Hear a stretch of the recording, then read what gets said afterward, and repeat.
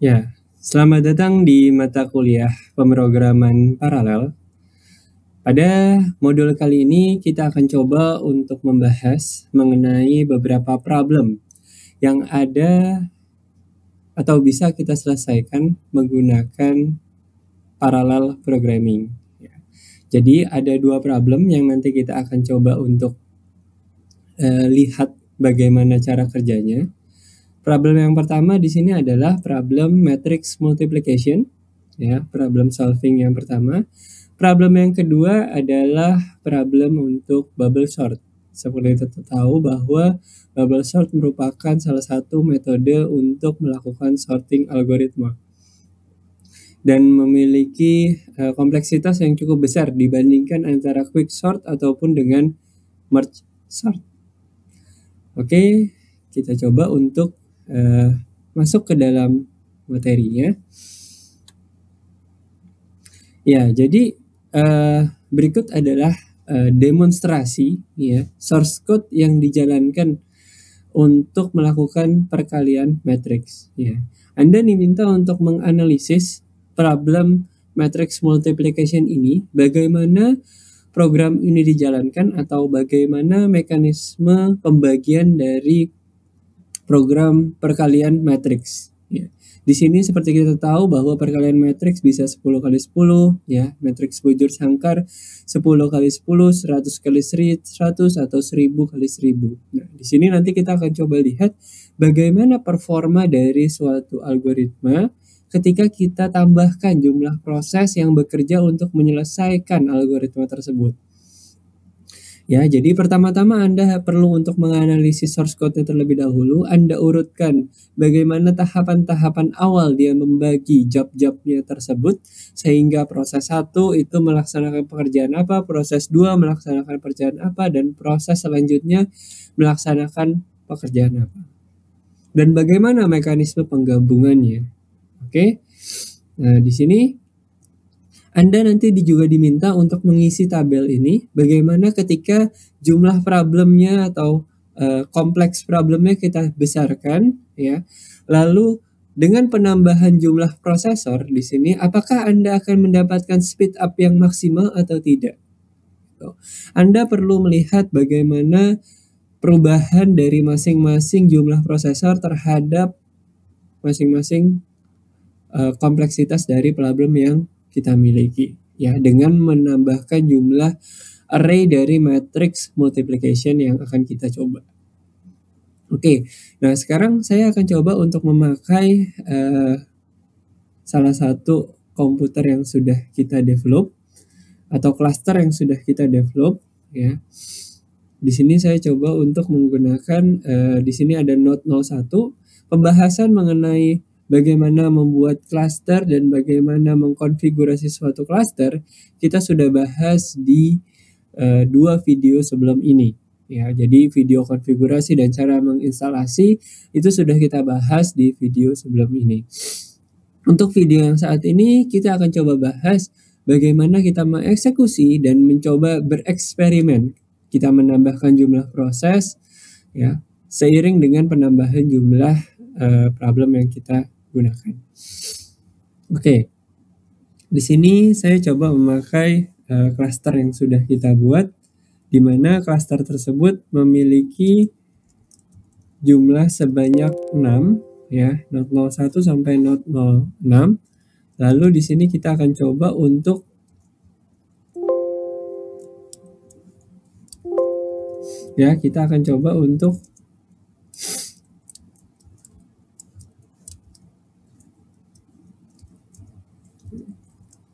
Oke, sekarang kita masuk ke dalam folder mntshare. Kenapa saya selalu menuju mntshare? Karena folder ini adalah folder yang bisa diakses oleh setiap node. Folder ini di-mounting oleh setiap node sehingga setiap node memiliki akses terhadap source code file yang kita butuhkan. Oke. Di Di sini user saya adalah user reset, jadi saya mengambil user reset. Di sini untuk hello world kita sudah coba ya. Nah, di sini kita coba lihat untuk yang matrix multiplication ya.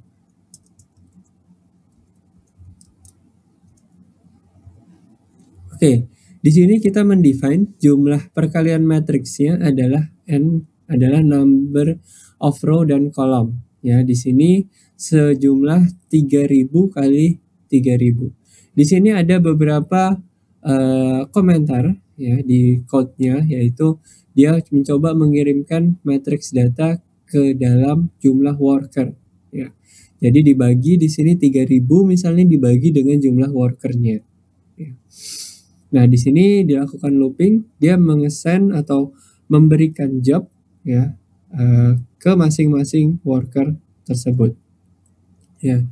Lalu setelah selesai jumlah workernya akan dia kumpulkan ya, dia receive jobnya tersebut. Jadi prinsip kerja dari MPI adalah dia mengirimkan job, lalu worker-worker tersebut akan mengerjakan job tersebut, dan setelah job tersebut diselesaikan maka dia akan mengembalikan hasil dari job tersebut. Oke, nah kita coba ya untuk mendefinisikannya.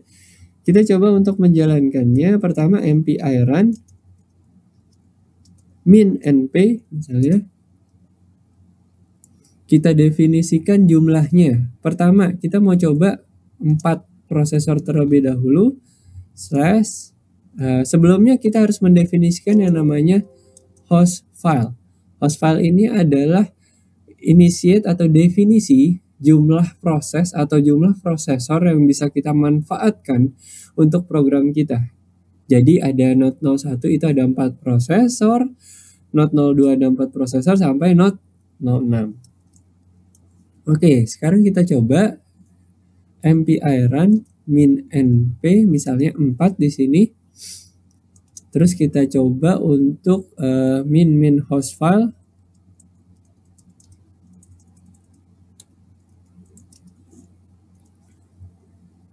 mnt shared reset misalnya.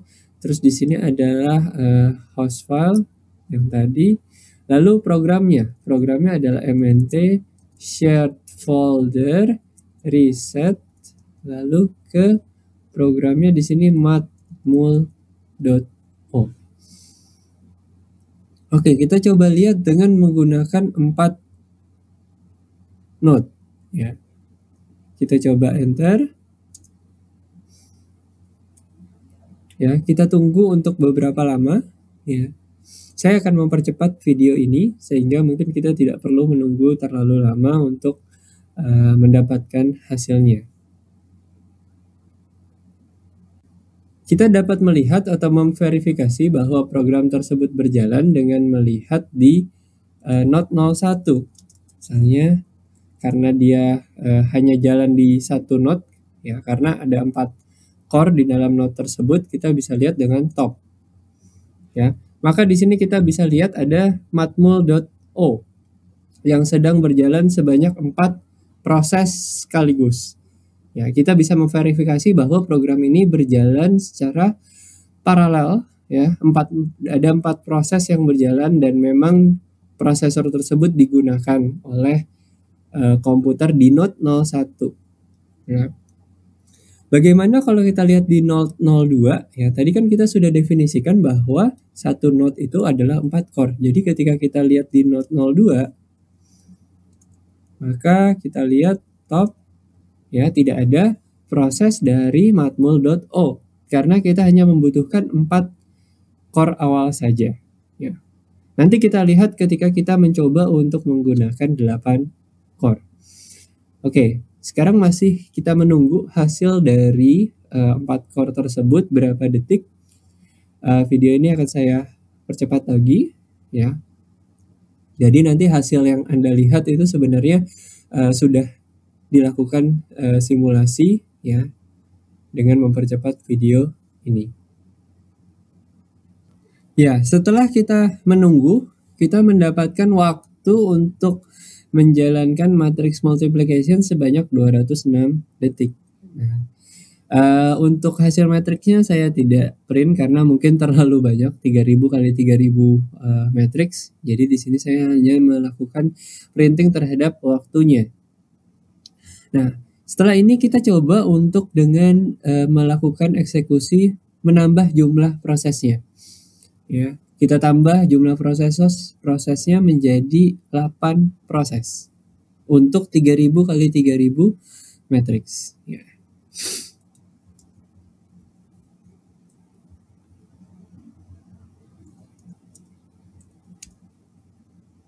Ya, ketika kita mendefinisikan 8, tadi kita sudah mendefinisikan di dalam host file tersebut, kita hanya memiliki 4 core untuk satu komputer. Berarti dia akan mengutilisasi core berikutnya yang ada di node lainnya.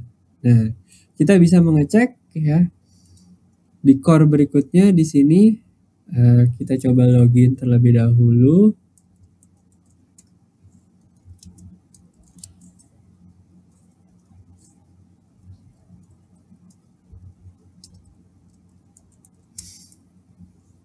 Kita lihat di dalam node 02.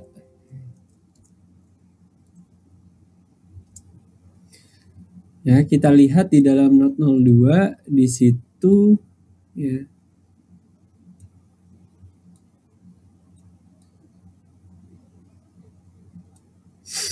Di sini adalah node yang pertama ya. Dia ada ini sekarang di node 02, tapi ternyata waktu yang dibutuhkannya dia sudah selesai di sini. Waktu yang dibutuhkannya adalah 59 detik ya. Jadi untuk menggunakan 8 prosesor dia dari 206 detik kita tambah prosesnya jadi 8, dia bisa selesai dalam waktu 59 detik. Bagaimana kalau saya tambah lagi prosesnya dengan menambah jumlah prosesornya menjadi 12 misalnya. Kita tambah ya. Otomatis dia menjalan di sini matmul.o, di sini juga ada matmul.o di node 02. Kita juga bisa lihat nanti di node 03 ya.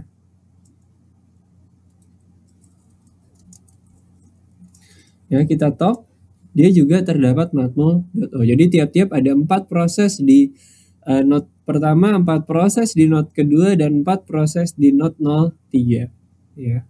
Jadi di sini terdapat 12 proses yang berjalan secara berbarengan. Ya, dengan harapan penambahan proses tersebut dapat menambah signifikan atau bisa dibilang mengurangi secara signifikan waktu dari simulasi yang kita butuhkan untuk mengalihkan matriks tersebut.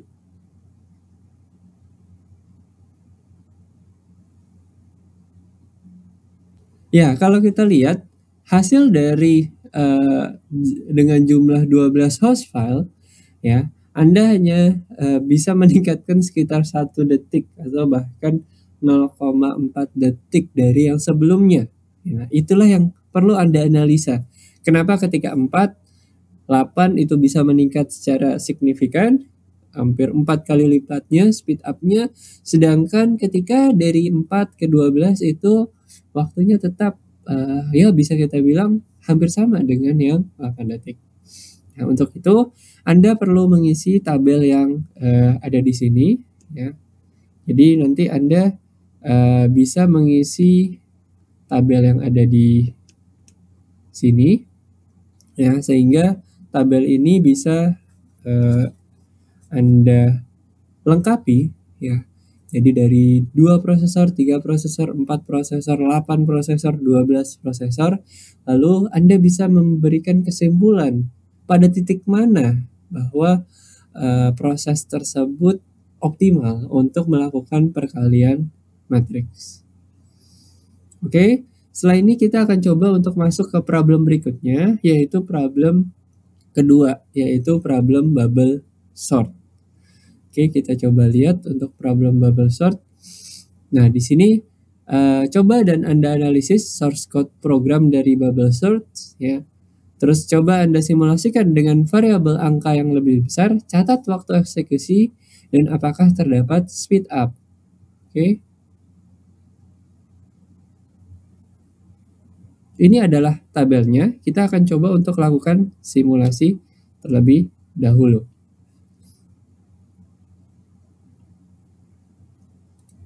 Oke, kita clear terlebih dahulu. Ini juga kita coba clear.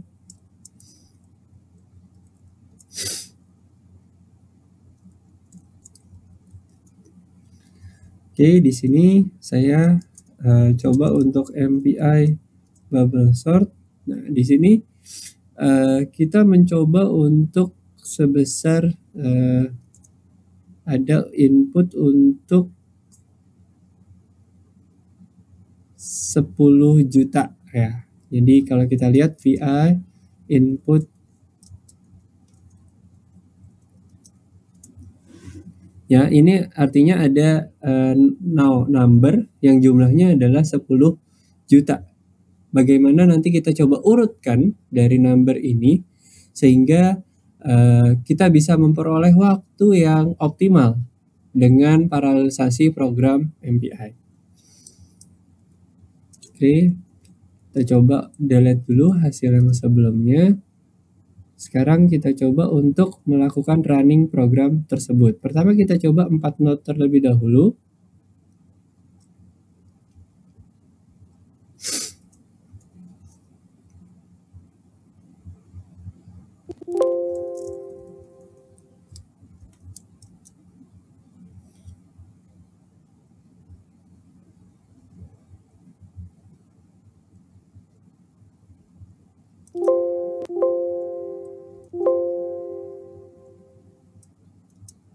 Bubble sort.out, lalu dia punya argumen untuk input datanya. Kita coba input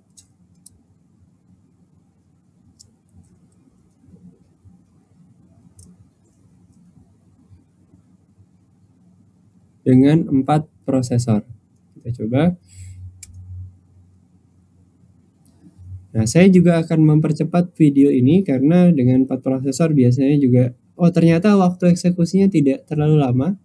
Bisa dieksekusi untuk 10 juta baris dengan 2,225 second. Kita coba untuk lihat hasilnya. Inilah hasil pengurutannya, output.txt, yang merupakan hasil dari pengurutan menggunakan bubble sort. Lalu kita coba untuk dengan eksekusi proses yang lebih banyak, ya. Kita coba execute di 8 prosesor. Kita coba dengan 8 proses secara simultan.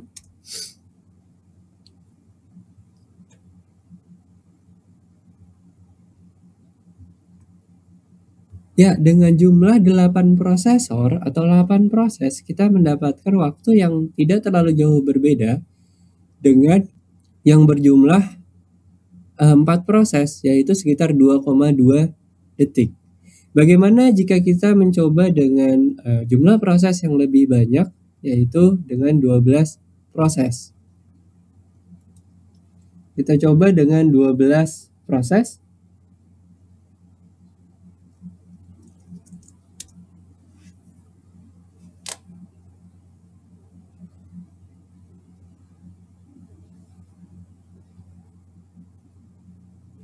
Oke, ternyata waktu yang dibutuhkan jauh lebih lambat ketika kita menggunakan 4, 8, 12 proses. Ya, jadi di sini perlu Anda coba lihat kembali bagaimana program ini bekerja dan coba Anda analisis apakah paralelisasi dari program ini berfungsi secara optimal untuk jumlah array atau jumlah number yang disort sebanyak tersebut.